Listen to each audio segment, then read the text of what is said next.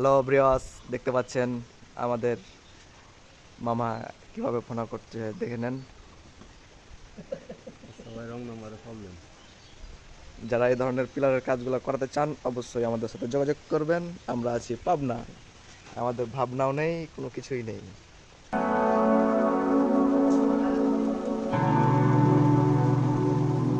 ব্যাস, আবার বড় বড় ফোনা চুলাছি জি হারাজি।